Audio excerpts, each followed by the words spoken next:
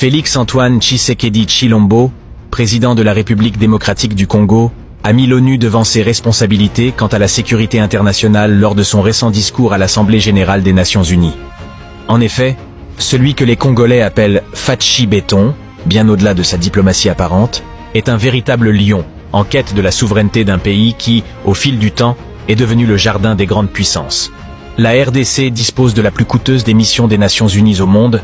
Bizarrement, elle est également le pays où il y a eu le plus des morts et des violations des droits de l'homme et toutes sortes des crimes. Malgré la présence de la mission de l'ONU dite MONUSCO depuis 25 ans déjà, les Congolais n'ont jamais cessé d'être victimes de plusieurs rébellions, toutes venues du Rwanda, entretenues par la communauté internationale pour piller les ressources naturelles de la RDC.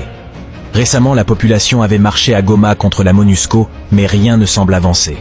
Félix Tshisekedi a rappelé que c'est depuis un retrait progressif avait été souhaité en 2018. Cela est resté lettre morte. Ce que désirent les Congolais, c'est d'un retrait accéléré d'ici décembre 2023. L'ONU a 2 poids, 2 mesures, a dit Mukwantombolo.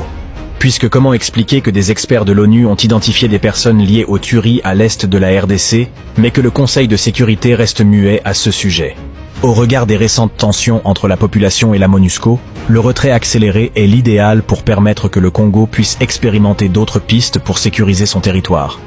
Au sujet de la branche armée du Rwanda, le M23, Félix a dit ne pas être prêt à négocier avec ces terroristes.